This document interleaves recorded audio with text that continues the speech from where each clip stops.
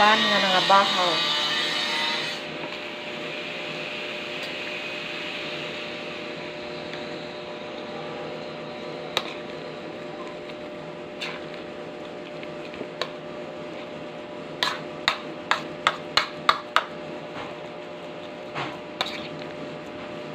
Mga bata, ipulaan na sa ilang snack na pirmi pan.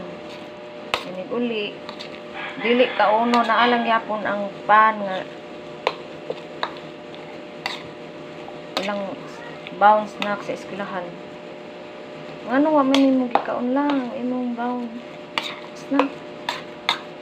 Ulma pupulan so pangitaan ko paagi na para makaon ang mga bahaw nga pan nga da sa ilang dani yo kung nag-abot ng amo mga pan diri nga bahaw ng uban so para dili siya malabay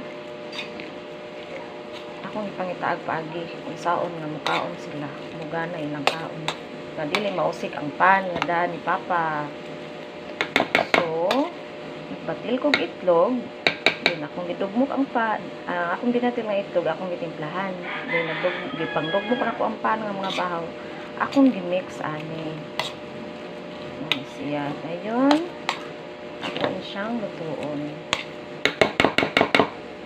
para lang jud di mausik ang pan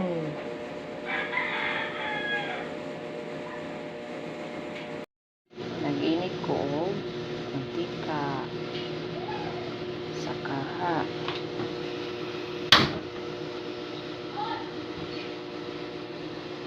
so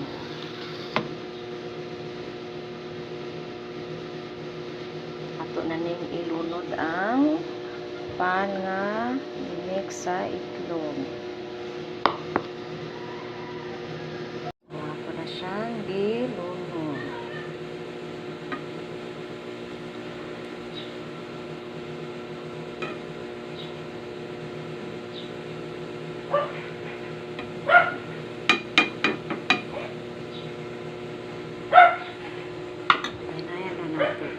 para di mapangit.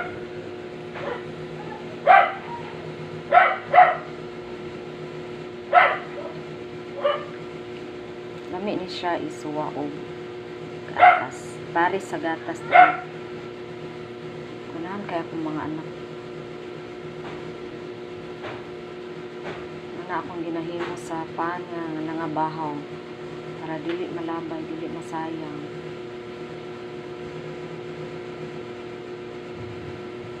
Napula naman sila so pangitaan magpaagi para makaon ng gapon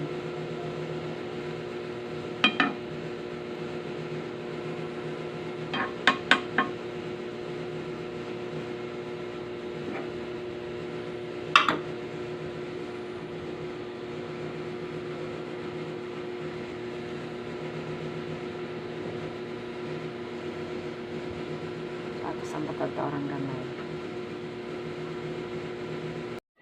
siya ang resulta sa panilitangan o itlog. Bilang siya masayang. Sayang ito.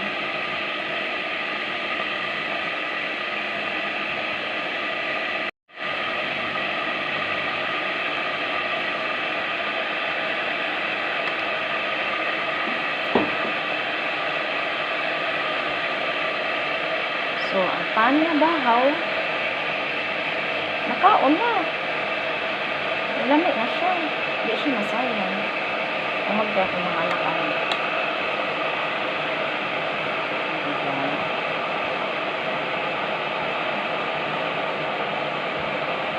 Pwede sabihin niya butangan o hotdog. Mura siya pizza. Spice nila siya. Mura siya pizza. Sunod butangan nila ko.